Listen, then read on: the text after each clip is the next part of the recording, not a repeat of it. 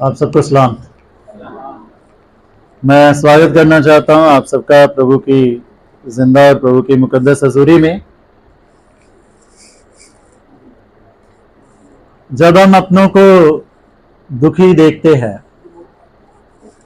या जब हम अपनों को परेशान देखते हैं, किसी पीड़ा में देखते हैं, तो हमारा पहला कदम क्या होता है? मेनली जब हम देखते हैं तो दो तरह के रिस्पॉन्स रहते हैं। जब हम कलीसिया में एक दूसरे को या किसी भी अपने किसी अजीज को भी दुखी, परेशान या पीड़ा में, दर्द में देखते हैं, जैसे कि बीमारी में कोई बंदा अपने किसी डिसीजन को लेकर के पछतावे में, अब उसे खेद है कि मैंने ये स्टडी करके ये कर लिया होता तो आज मैं यहां पर नहीं यहां होता, या ऐसे और भी बहुत सारे डिसीजन हो जाते हैं जिनको लेकर के कई हमारे अजीज पछतावे में होते हैं। कई किसी बोझ में या किसी तनाव में या किसी फाइनेंशियल उनकी कंडीशन जो है वो सही नहीं है, उसको लेकर के परेशान होते हैं या दुख में होते हैं, पीड़ा में होते हैं। बहुत सारी ऐसी और भी बहुत सारी चीजें। तो मेरे दो तरह के जो रिस्पांस होते हैं और हम इनको नकार नहीं सकते हैं। ठीक है, अभी फिलहाल हम खुदा की हजूरी में हैं तो रिस्पांस आत्मिक ही रहेगा, वो समय में आता है। बट मेनली जो रिस्पांस मैं आपके सामने रखना चाहता हूं, हम उसको भी नकार नहीं सकते। और सबसे पहला जो रिस्पांस बहुत बार रहता है, वो रिस्पांस रहता है, कई बार किसी को पीड़ा या किसी को ऐसे उसमें देख करके लोग न्याय करना शुरू कर देते हैं कि इनके साथ ऐसा होना ही था। आपको पता, जब अय्यूब पे दुखों का पहाड़ टूटा तो उसके दोस्त जब उसके पास आए थे, 3 दोस्त उसके पास आए थे, जब उसके दोस्त उसके पास आए थे तो उनके दोस्तों ने, एक टाइम ऐसा आया था कि अय्यूब के दोस्तों ने अय्यूब को कहा था, तूने जरूर कुछ पंगे लिए होंगे, तूने जरूर कुछ ऐसा काम किया होगा कि रब ने तेरे साथ ये सलूक किया है। आप समझ रहे हैं? और हम इस चीज को नकार नहीं सकते हैं। वो ठीक है, हम सीधा अब साफ स्पष्ट तो ये नहीं बोलेंगे ना कि हम इतने भी न्यायी हैं, कोई नहीं बोलेगा, but this is the fact. बहुत बार ये रिस्पॉन्स रहता है कि इनके साथ ऐसा ही होना था, क्यों, इनके काम भी ऐसे ही थे, इनको इस पीड़ा का सामना करना ही था, बहुत समझाया था, है ना, ये भी हो जाता है। बहुत बार ये रिस्पॉन्स रहता है। और जो दूसरा रिस्पॉन्स रहता है वो है आत्मिक रिस्पॉन्स, जिसके लिए कि खुदा का कलाम हमारी रहनुमाई करता है। वो है आत्मिक रिस्पॉन्स, जहां उसको हम कह सकते हैं कि रूहानी रवैया, कि जब हम अपने किसी को पीड़ा या दुख में देखते हैं ना, फिर वो रूहानी रवैया पता क्या होता है कि अब हम इसको बचाने के लिए क्या करें, इसको इस पीड़ा से, इस मुसीबत से, इस परेशानी से निकालने के लिए क्या करें। दुनिया में ना रास्ते सारे दिखा देते हैं, पर मंजिल तक साथ देने वाला कोई कोई होता है। आप समझ रहे मेरी बात को? आज इतने समझदार हो गए लोग कि सब रास्ता दिखा देंगे, पर साथ वहां मंजिल तक पहुंचाने वाले बहुत कम होते हैं, बहुत कम होते हैं। तो ये होता है रूहानी रवैया, कि जब हम किसी को, किसी अपने को पीड़ा में या दुख में देखते हैं ना, तो रूहानी रवैया आता है कि यार इसकी मदद कैसे की जाए, इसको कैसे इस पीड़ा से, कैसे इस मुसीबत से, कैसे इस परेशानी से बाहर निकालें। अब जो बाइबल रीडिंग आज की हुई है ना, सबसे पहली रीडिंग हुई है उत्पत्ति की किताब से 18 अध्याय 16 से 33 आयत तक, the book of Genesis chapter 18 verses from 16 to 33। मैं सिंपल बता रहा हूं, ध्यान दीजिएगा मेरी तरफ। वहां पर जब अब्राहम के पास खुदा के जन हैं, वो जाने लगते हैं, तो जाते उनके मन में आता है यार रब का दास है, खुदा का दास है, इससे क्या छिपाना, क्योंकि इससे बहुत बड़ी जाति और बहुत बड़ा नेशन बनने वाला है। तो बताया कि सदोम और अमोरा का पाप यहां तक बढ़ गया कि अब मैं क्या करने वाला, उनका नाश करने वाला। अब अब्राहम को पता है कि सदोम और अमोरा में कौन है, सदोम और अमोरा में कौन था, लूत। लूत कौन था, अब्राहम का भतीजा। अब कनेक्शन समझ में आ रहा है। जब देखा कि मेरे किसी अजीज पर पीड़ा और मुश्किल आने वाली है, क्या रिस्पॉन्स था उसका, मुझे अपने इस अजीज को, इस बशर को बचाना कैसे है। और क्या कर रहा है वो, है ना, उस सारी कन्वर्सेशन को देख रहे हैं, किस रीति से मतलब कन्विंस करने की कोशिश कर रहे हैं खुदा को। खुदा अगर वहां पे 50 हुए तो लोग क्या कहेंगे कि खुदा ने तो ये खुदा का न्याय है, उसने तो अधर्मियों के साथ धर्मियों को भी नाश कर दिया, ये कैसा न्याय है। तो खुदा, इज इट जस्टिस। उसके खुदा से मांगने का तरीका देखिए। खुदा ठीक है, वहां 50 मिल गए तो मैं उस नगर का नाश नहीं करूंगा। प्रेयर का तरीका देखिए, खुदा अगर 40 हुए तो नहीं करूंगा। ठीक है प्रभु, मैं ढीठ तो थोड़ा हो ही गया हूं अब आपके सामने, एक बार और, एक बार और। अगर वहां 30 हुए, देख प्रभु गुस्सा मत करना प्लीज। मैंने अभी थोड़े टाइम पहले एक प्रैक्टिकल लाइन बोली थी, रास्ता सब दिखा देते हैं, मंजिल तक हर कोई नहीं जाता। अब्राहम मंजिल तक जा रहा है। अब्राहम को बताइए वहां धर्मी हैं कितने। पर इस इंसिडेंट से जो मैं आपके सामने बात रखने के लिए जा रहा हूं, जो आज मैं और आप सीखने के लिए जा रहे हैं, वो सेम ही सीखने के लिए जा रहे हैं कि the moment when we see our beloved ones in pain, in suffering and in chaos situation, हमारा पहला कदम क्या होता है। मैंने 2 रिस्पॉन्स बताए, या तो न्याय, अरे उनके काम ही ऐसे थे, उनको तो मरना ही था, या फिर ये कि अब उसको बाहर कैसे निकाले। आपको पता है जो अमीर जो नर्क में मर रहा था, वो मरते हुए भी उसको किसकी फिक्र थी, अपने भाइयों की, अपने परिवार की, कि मैं उनको कैसे ना कैसे करके बचा लूं। उसके ध्यान में भी ये नहीं आया, भले वो पापी था, उसके ध्यान में भी ये नहीं आया क्या, अच्छा ये वो भी यहां मरेंगे, उनको बचाना चाहते। और आज यही मैं और आप सीखने के लिए जा रहे हैं, क्योंकि इन आवर लाइव्स, हमारी जिंदगियों में एक माँ बाप अपने बच्चों को देखते हैं बहुत बार पीड़ा में, कष्ट में। मैं आगे जब जब जैसे जैसे मैं पॉइंट एक्सप्लेन करूंगा, प्रैक्टिकली कनेक्ट करते जाऊंगा कैसे कैसे पीड़ा में पड़े होते हैं, तो हम कनेक्ट कर सकेंगे अपनी अपनी लाइफ से। तो नौजवान बच्चे हैं, अब जब वो सब कुछ समझते हैं, वो भी अपने माँ बाप को चिंता परेशानी में जब देखते हैं, how can we, last week हमने सीखा था ना कि we are the source of blessings, हम आशीषों के बारिश हैं एक दूसरे के लिए। तो कैसे अपने उन अजीजों के लिए जो दुख में है, परेशानी में है। आपको बताया हमारे बहुत सारे पारिवारिक अजीज सिर्फ मन के बोझ से लदे हुए ही इस दुनिया से फना हो जाते हैं, चले जाते हैं। वो बोझ जो कई बार हम उनके अपने होते हुए भी हमें बिना बताए चले जाते हैं, बोल ही नहीं पाते, जाहिर ही नहीं कर पाते। इसलिए बहुत ध्यान से सुनिएगा, हम बहुत ही प्रैक्टिकली खुदा के कलाम से, रूहानी बातों के साथ साथ प्रैक्टिकली तौर पर हम सीखेंगे कि जब हम अपने लोगों को, अपने अपने अजीजों को दुख में, परेशानी में देखते हैं, तो हम कैसे उनको बचा सकते हैं या कैसे उनको बाहर निकाल सकते हैं। सबसे पहली बात है दुआ। सबसे पहली बात है दुआ, प्रार्थना। मैंने ऑलरेडी एक्सप्लेन कर दिया कि अब्राहम को देखिए वो किस रीति से रब के सामने, खुदा के सामने लूत और उसके परिवार को उस मुसीबत से बचाने के लिए क्या कर रहा है? दुआ कर रहा है।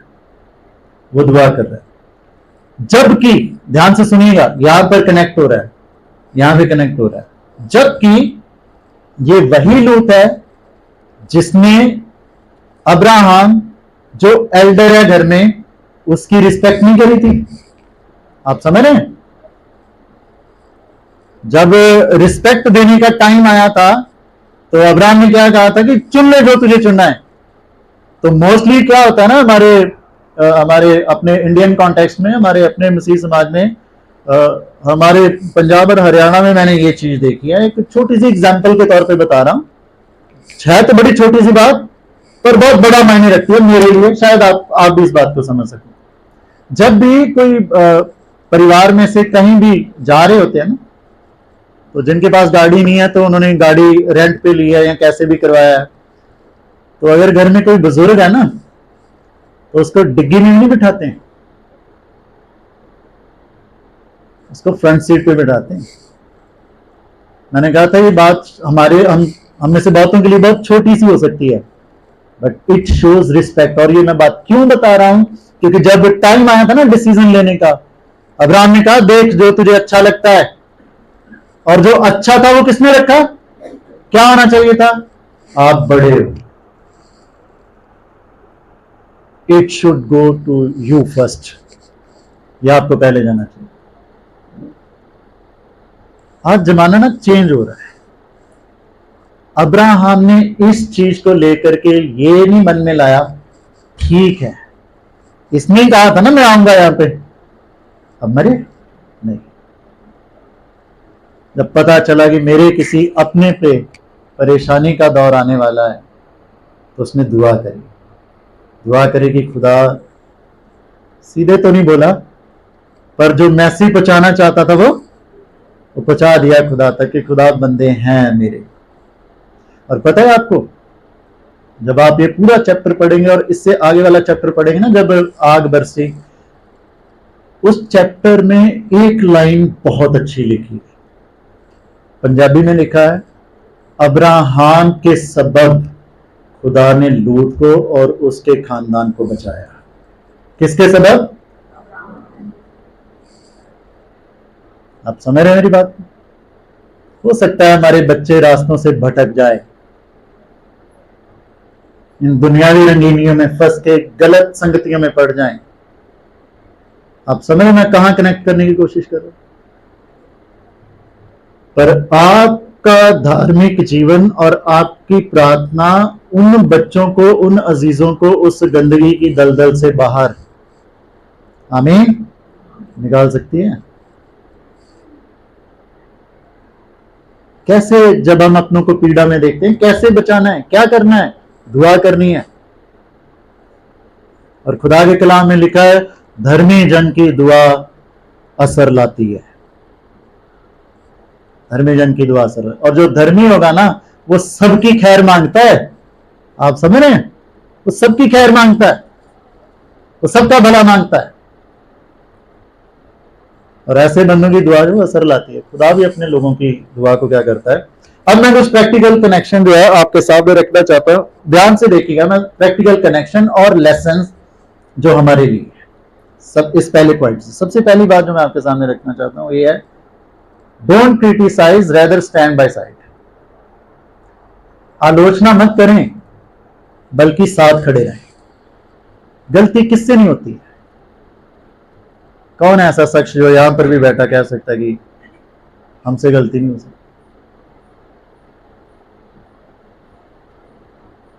अगर उस गलती की वजह से कोई हो रही है, सजा मिल रही है, तो आलोचना नहीं करनी है, क्या करना है? साथ खड़े होना है, बचाने की कोशिश करनी है।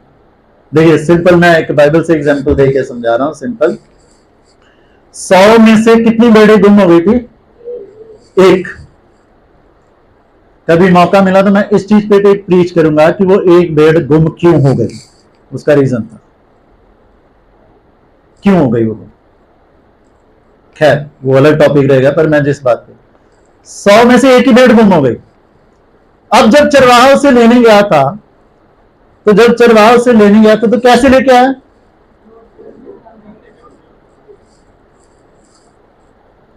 कंधे पे रख के, और कंधे पे जो रखना होता है ना, हमारे पंजाब कॉन्टेस्ट के हिसाब से जो कंधे पे उठाना ऑनर करना होता है, इज्जत देना होता है कंधे पे। मैं सोच रहा था अगर मेरे वैसा कोई होता, ढूंढने तो जाता, लट साथ लेके जाता और पहले तसल्ली करता, नहीं तुझे किसने कहा था, ऐसे ही। और यही तो सीखना है। अरे भाई समझा लेंगे, डांट लेंगे, पहले उसे ले तो आओ, पहले उसे बचा तो लो। आप समझ रहे हैं मेरी बात को, जो मैं पहली बात आपके सामने लेसन रख रहा हूं। समझा लेंगे, डांट लेंगे, जहां गलती हो सारी चीजों को अच्छे से बता देंगे, वो काम भी कर लेंगे। तो पहला स्टेप क्या है? पहला स्टेप बचाना है। पहले उसे ले तो आओ। उड़ाऊ पुत्र जब सब कुछ लुटा के आ रहा है तो बाप बाहर ही खड़ा था ना, देख रहा था। किस लिए खड़ा? आएगा तो उधेड़ दूंगा। क्या किया उसने? वचन में लिखा है, दूर से ही देखा कि मेरा, दौड़ के गया और अरे पहले ले तो आए, पहले बचा तो। बहुत सारे घरों में जो नशे के आदि हैं, वो नशा इसलिए भी नहीं छोड़ पाते क्योंकि घर में आते ही तहलका मचा देते हैं हम। अरे पहले उसे बचा लो। आलोचना करने के लिए, नीचा दिखाने के लिए दुनिया बड़ी है, अपने नहीं।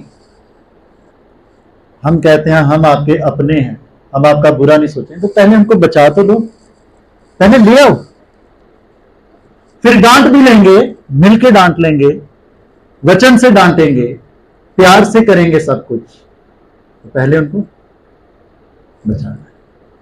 दूसरा लेसन जो मैं आपके सामने रखना चाहता हूं, न्याय नहीं बनना है, जज नहीं बनना है। अब्राहम जज नहीं बना। हाँ बढ़िया ही हुआ, इसे कौन सा दिख नहीं रहा था, जज नहीं बना, जज नहीं बना। और तीसरी बात जो मैं कहना चाहता हूं कि let us behave like a Jesus Christ. यीशु मसीह सूली पे जब लटके थे तो एक डाकू जो क्या था, वो यीशु मसीह को ताने दे रहा था, और एक डाकू अपने पापों का पश्चाताप कर रहा था। यीशु मसीह ने डांटा किसी को? मरते हुए नहीं डांटा, और जो आया उसको बचा लिया। तो हमारे सामने जो फर्स्ट स्टेप है ना, जब हम अपने को दुखी या परेशानी में देखते हैं, पीड़ा में देखते हैं, भले ही वो अपनी गलती के कारण भी होंगे दुख में, परेशानी में, फर्स्ट स्टेप है उनके लिए दुआ करना। और जो प्रैक्टिकल कनेक्शंस और लेसन बताएं, इनको जरूर याद रखिएगा। पहले हमको ले आओ, फिर डांट लेंगे, फिर सारे काम हो जाएंगे, पहले इनको बचाओ। और मसीह का नेचर बयां करें, प्यार दिखाएं, मोहब्बत से उनके लिए आशीष का बाइश बने। दूसरी बात जो मैं आपके सामने रखना चाहता हूं, दूसरी बात है डोंट डिले, देरी ना करें। अच्छा, जैसे ही अब्राहम को पता चला, उसने क्या किया? देरी नहीं की। आप उस सिचुएशन को ना इमेजिन कीजिए, वो लोग जा रहे हैं कहां? सदोम और गोमोरा को नाश करने, क्योंकि ऑल थिंग्स आर सेटल्ड। सब कुछ हो गया था जो अब्राहम के घर पे होना था, खाना सब हो गया था, और खाने के बाद ब्लेसिंग हो गई थी। ब्लेसिंग्स के बाद हमको क्या करें? जा रहे हैं। दे वर अबाउट टू लीव, वो छोड़ रहे हैं वहां से, अब्राहम को जा रहे हैं। अब्राहम ने क्या किया? देरी नहीं की। जैसे ही पता चला कि they are about to bring God's judgement on Sodom and Gomorrah, तो अब्राहम ने देरी नहीं की। अब्राहम ने देरी नहीं की। अब्राहम ने उसी समय एक्शन लिया, और जो वो कर सकता था लूत को और उसके परिवार को बचाने के लिए उसने किया। देरी मत कीजिए। आज जब हम अपनों को पीड़ा या किसी ऐसे उसमें देखते हैं, तो ये मत सोचिएगा अगले महीने से फास्टिंग के साथ इस चीज के लिए दुआ करना शुरू करें। वो अगला महीना कभी नहीं आएगा, वो अगला दिन कभी नहीं आएगा, वो नेक्स्ट फ्राइडे फास्ट रखने का कभी नहीं आएगा। अब्राहम ने देरी नहीं करी, पर देरी कौन कर रहा था? लूत और उसका परिवार। आपको पता है, जब आप 19 अध्याय पढ़ेंगे उसमें साफ साफ लिखा है इनका निकलने का मन नहीं कर रहा था वहां से। पता भी है कि इन पर जजमेंट आ रही है और इनका पूरे इस नगर का नाश होने वाला। बिठाई में थे और वचन में लिखा कि उन एंजल्स ने उनको पकड़ के नगर से बाहर निकाला। अच्छा, कई बार खुदा में जबरदस्ती भी ब्लेसिंग देते हैं। हम अपनी डिठाई की वजह से वहां ही पड़े रहना चाहते हैं। इसको, ये जो बात मैं बोल रहा ना, इसको मैं बता रहा हूं, ध्यान से सुनिएगा। जो भी आशीषें आज मेरे और आपके पास है ना, ऑलवेज बी माइंडफुल, वो हमारे पास हमारी किसी लियाकत के सबब नहीं है। हमारे पापमय होने के बाद भी अगर खुदा ने हमें आशीषित किया है ना, तो you can imagine, you can listen and you can understand. ऐसे और भी बहुत सारी आशीषों से खुदा हमें आशीषित करना चाहता है और करते भी हैं। उन आशीषों के पाने के बाद भी कहीं हम ढीठ तो नहीं बने हुए लूत और इसकी तरह कि पड़े रहो यार, कोई नहीं, अभी आएगा टाइम, देखेंगे, नए साल से फिर से शुरू करेंगे, अभी तो साल चल रहा है, साल के बीच में क्या शुरू करना है, आत्मिक जीवन रहने दो। No, don't delay. अपनों को बचाना चाहते हैं, अपनों के लिए आशीषों के बाइस बनना चाहते हैं, अपनों को उस पीड़ा से बाहर निकालना चाहते हैं, देरी काम नहीं आएगी। आज ही डिसीजन लेना पड़ेगा, आज ही कुछ करना पड़ेगा। और पता है, जो मैंने पहले भी एग्जांपल दिया, जो बंदा, जो अमीर, वो बंदा नरक में मर रहा था, जल रहा था, देरी तो उसने भी नहीं की। जैसे ही पता चला कि यार मतलब यहां पर तो अलग ही सिचुएशन है, यहां पर जो इन्होंने अच्छा जीवन व्यतीत किया है, आत्मिक जीवन व्यतीत किया, वो तो स्वर्ग में एंजॉय करेंगे। तो उसने अपनों को बचाने के लिए देरी रिक्वेस्ट करी, भले ही वो रिक्वेस्ट पूरी नहीं हो सकती थी, पर उसने कोशिश।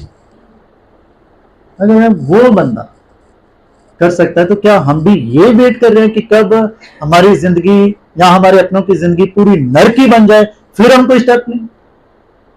क्या हम ये वेट कर रहे हैं? नूह ने देरी नहीं की। आप समझ रहे हैं? उसने भी देरी नहीं की। ये कुछ बिब्लिकल एग्जांपल्स थी और अब मैं कुछ प्रैक्टिकल कनेक्शन जो है वो आपके सामने रखना चाहता हूं। आपको पता है, प्रोक्रेस्टिनेशन यानी कि टाल मटोल, यानी कि देरी करना खतरनाक हो सकता है। देरी करना खतरनाक हो सकता है। मैंने एक बात पहले वचन के दरमियान अभी थोड़ी देर पहले बोली थी, हमारे बहुत से ऐसे परिवार के ऐसे अजीज हैं जो किसी से बिना कुछ बोले इस जहां से चले गए। हम फील भी कर सकते हैं अभी उनके जाने का कोई बहुत टाइम नहीं था। बीमारी से, लाचारी से वो समझ में आता है, पर किसी बोझ से लदे हुए उस बोझ ने उनको, वो बोझ उनको ले ही डूबा चुपचाप ही। That's better. उनके साथ खड़े हो, देरी ना करे, कोई नहीं, ये अपने आप ठीक हो जाएगा, उनके साथ बैठे। देरी ना करे, देरी खतरनाक हो सकती है। और दूसरा लेसन मैं आपके सामने रखना चाहता हूं ये है कि अपने जहनों में और अपने दिलों में यीशु मसीह को लीजिए, यीशु मसीह को लीजिए। वो जब दिलों में और जहनों में होता है ना, अच्छा, कई बार बहुत परिवारों की, स्पेशली माँ बाप की ना, ये कंप्लेंट होती है, क्या करें भाई साहब, ये तो हमारी सुनते ही नहीं है। नहीं सुनेंगे, नहीं सुनेंगे। क्यों नहीं सुनेंगे? क्योंकि आप अपनी समझ से बोलना चाह रहे हो। You need to fill your heart and mind with God's word. जब आपके दिल और आपकी जुबान और आपके ज़हन खुदा की बातों से भरे हुए, फिर आप उन बातों से भर करके उस प्रार्थनामय जीवन में होकर के अपने जिस भी अजीज जो परेशानियां उसमें है बात करते हैं, आपकी बातें असरदायक होती हैं, क्योंकि आप यीशु मसीह के नाम में अप्रोच कर रहे हैं। आप अपने बल से नहीं जा रहे, आप यीशु मसीह के बल के साथ जा रहे हैं, और यीशु मसीह के साथ जाना ना अर्थहीन नहीं होता, वो कुछ असर लेके आता है। तीसरी और आखिरी बात जो मैं आपके सामने रखना चाहता हूं, that is very important and very practical, और वो तीसरी और आखिरी बात है, जब हम अपने किसी अजीज को परेशानी या दुख में देखते हैं ना, तो उनको हौसला दें,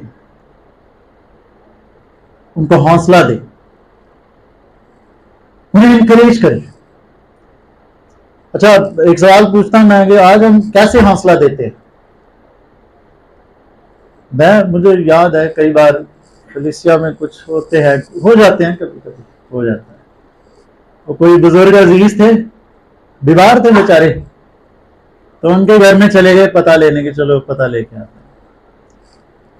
तो यार ये अब बूढ़े ठीक होके करेंगे भी क्या, ऐसे बात कर रहे हैं। तो ओ बुजुर्गों, आप चिंता मत करो, थोड़े दिन रह गए हैं। अब बुजुर्ग भी कंफ्यूज है कि मतलब थोड़े दिन रह गए हैं, मेरे या मेरी बीमारी के? क्या बंदा बोलना क्या चाह रहा है, आप समझ रहे? कहना चाह क्या रहा है बंदा, थोड़े दिन रह गए। तो हम इनकरेज भी किस तरीके से करते हैं? बूढ़े बुजुर्गों का बीमारी से ठीक होना बहुत जरूरी है, पता है क्यों? क्योंकि वो ठीक होकर जब खड़े होंगे, उनका खड़े होना बताएगा कि खुदा बुजुर्गी में भी उनकी फिक्र करता है। जो हमें लगता है कि अब तो उम्र ढल गई, अब तो क्या ही है, खुदा हमारी सोच से कहीं परे अपने जलाल को जाहिर करता है। अभी भी उनकी फिक्र है खुदा, वो उनको कायम रखना चाहता है। तो हमें क्या करना है? जो दूसरी बाइबल रीडिंग हमने पढ़ी है ना, कहां से पढ़ी? दूसरा राजा 5:8-14, वहां पर हम देखते हैं नमान कोड़ी को। नमान कोड़ी जब अलीशा नबी के पास आया तो अलीशा नबी ने क्या कहा? अलीशा नबी उस बंदे से मिला भी नहीं, अपने उस बालक को, उस नौकर को भेजा कि जा इसको बोल कि जाके यर्दन नदी में क्या कर, 7 डुबकी लगा दे। नमान गुस्से हो गया क्योंकि he was a well reputed soldier, अपने राज्य का एक बहुत ही रेप्यूटेड सिपाही था, सेनापति। उसको गुस्सा आ गया, और हमारे देश में नदियां नहीं है, इनसे तो बढ़िया है, जिस देश में आए हैं इनसे तो बढ़िया है। वहां पर ध्यान दीजिएगा नमान के नौकर की ओर। उसने कहा, मालिक ये बंदा अगर तुझे कोई बड़ा काम करने को बोल देता तो क्या तू नहीं करता? करना क्या है, नहाना ही तो है, चल। How do we become motivation और इंकरेजमेंट फॉर दोज जो किसी पीड़ा से, किसी परेशानी से, किसी दुख में पड़े हुए हैं? How do we become? और जब मैं आज के दौर पर मैं देख रहा था ना, प्रैक्टिकली कनेक्शन के तौर पर मैं देख रहा था, आप उन नौजवानों को कैसे हौसला दोगे, ये मैं पूछ रहा हूं, उन नौजवानों को कैसे हौसला दोगे जो आज के भ्रष्ट सिस्टम के शिकार हो रहे हैं? आपको पता है मध्य प्रदेश में, I was recently going through a news paper and I was reading a news, very झंझोड़ के रख दिया। 18 साल की बच्ची है बेचारी, मध्य प्रदेश में ये खबर है, मध्य प्रदेश में ये जो भी पेपर लीक और ये जो सब कुछ हुआ है, उस बच्चे ने बहुत मेहनत करी थी, और वो जब पेपर, वो एग्जाम दे के आई थी, बहुत खुश थी। और बच्चा जब खुश होके आया हो ना वापस जिस एग्जाम से, समझ में आता है कि उस कुछ बेहतरी करके आ गया है, कुछ बढ़िया करके आ गया, बच्चे का पेपर बहुत अच्छा हुआ है, बहुत खुश थी वो। आई घर पे और बाद में ये न्यूज फैल गई कि paper leak, everything is cancel. You know what she did? उसने, बेचारी ने सुसाइड किया और ये नोटिस लिखा कि पापा मुझे माफ करना, मैं इस भ्रष्ट सिस्टम को सह नहीं सकती। ऐसे लोगों को क्या क्या क्या हौसला दोगे आप? जो यूथ हमारा जो इन चीजों का सामना कर रहा है, क्या क्या हौसला दोगे आप? कैसे उनको इस पीड़ा से बाहर निकालो?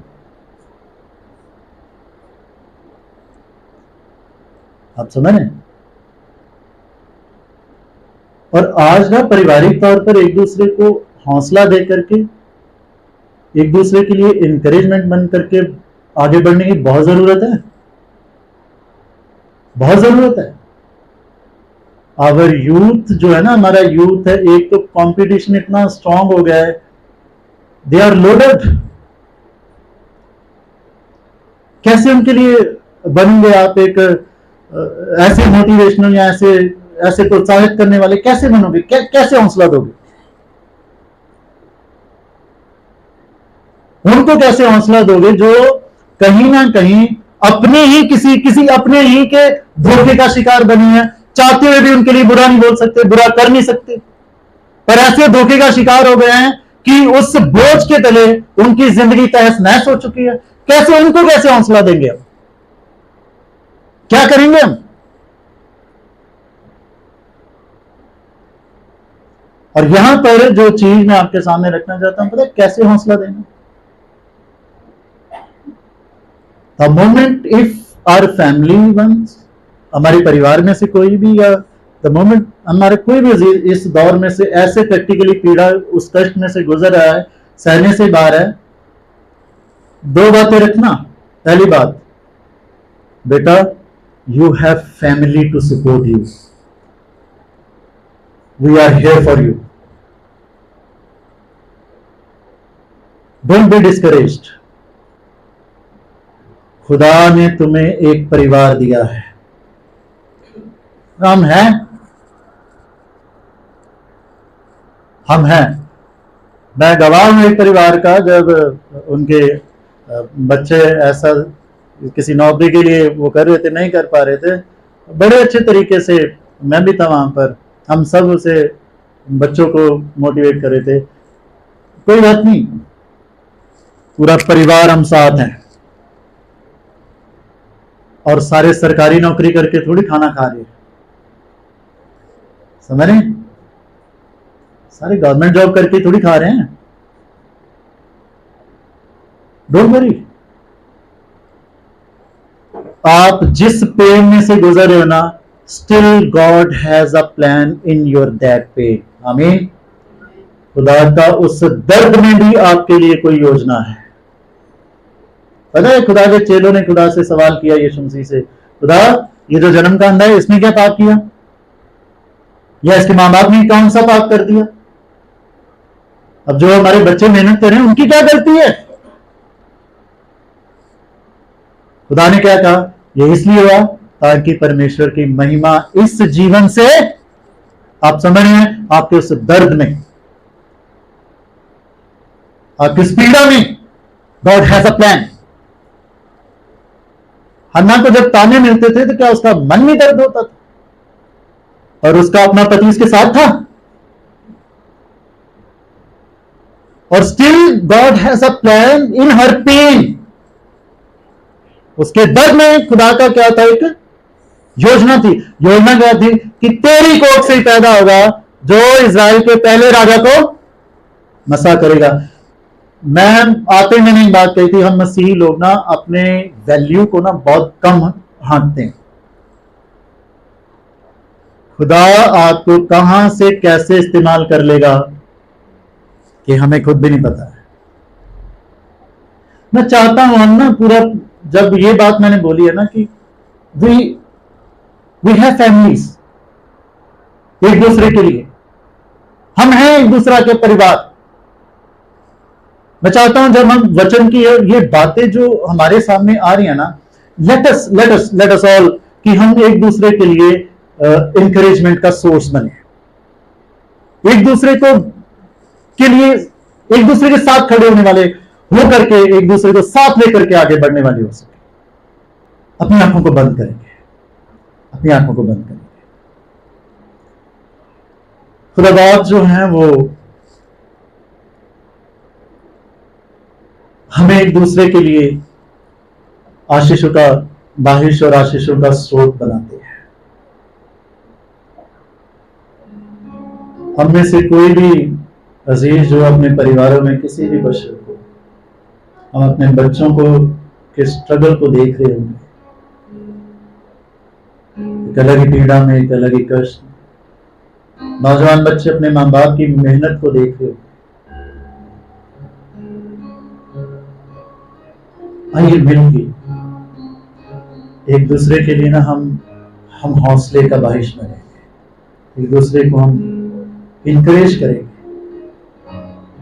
कि we are with each other, हम एक दूसरे के साथ हैं, हम संभाल लेंगे, हम यीशु मसीह के नाम में संभाल लेंगे। जिस भी सिचुएशन में से, जिस भी हालातों में से हम गुजर रहे हैं, हम संभाल लेंगे। और दुआ के साथ हम अपनी बातों को अपने मुक्तिदाता यीशु मसीह के सामने रखेंगे,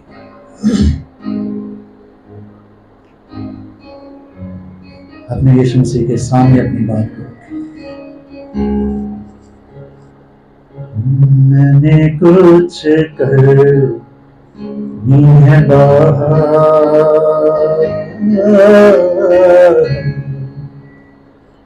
यीशु आज तेरे साथ, मैंने कुछ करनी है बाहर, यीशु आज तेरे साथ।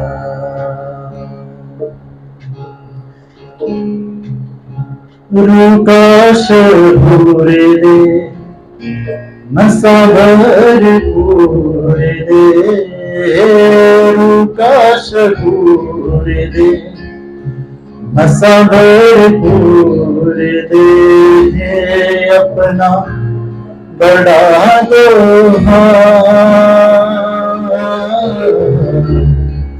मैंने कुछ करनी है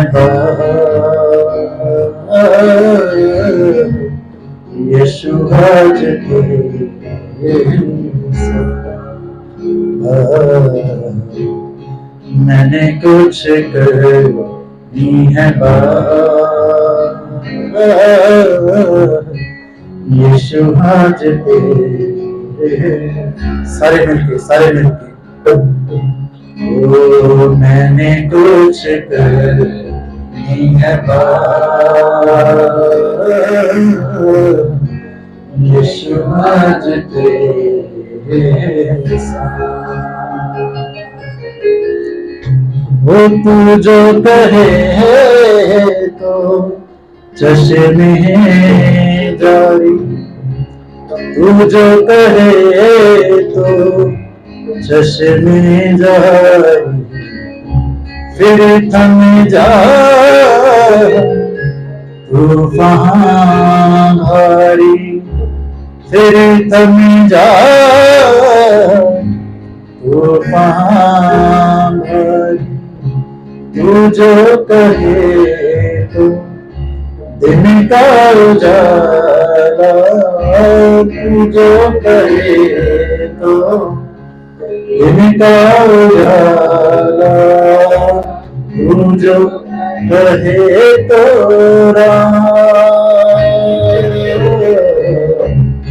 मैंने कुछ करनी है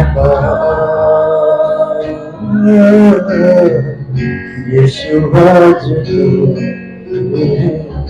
सारे मिलके अपनी बात को अपने रब के सामने रखेंगे।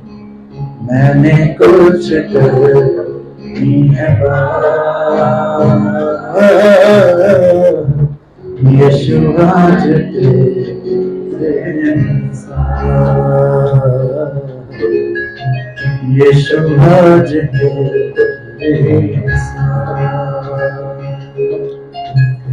यीशु आज तेरे साथ।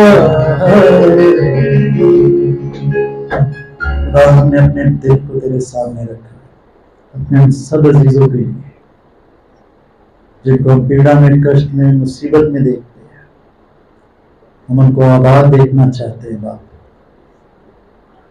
खुदावंद, हमारे दिल की आवाज आप तक पहुंचे, उन्हें बहाल करना, बरकत देना। हमारी आंखें तेरी तरफ है वापस, और आप हमें सिखाते हैं कि जितने जो आपकी ओर देखते वे कभी शर्मिंदा नहीं होते। थैंक यू लॉर्ड, हमारे अजीजों को दिल से मजबूत करने के लिए, उन्हें संभालने के लिए। प्रार्थना यीशु मसीह के नाम से। God bless. खुदा आपको बरकत दे कि आपकी जो भी दुआ आपके रब के सामने रखी है, अपने दिल की फरियाद। आपको पता है जब खुदा ने हम सबको पीड़ा में देखा ना, तो उन्होंने क्या किया था? उन्होंने अपने बेटे को भेजा, जिस बेटे को आज हम ग्रहण करेंगे, इस ईमान के साथ कि जब वो आता है हमें बरकत देता है, हमें बरकत देता है, हमें आज़ाद करता है। और जो आज का अंजील का हवाला हमने पढ़ा ना, यीशु मसीह ने खुद बुलाया हमें कि हे सारे बोझ के तले दबे हुए लोग, अपना बोझ लेकर के आना, बोझ के साथ वापस नहीं जाओगे। ये ईमान है। आमीन। खुदा बाप अपने कलाम के द्वारा हम सबको आशीषित करें। आमीन।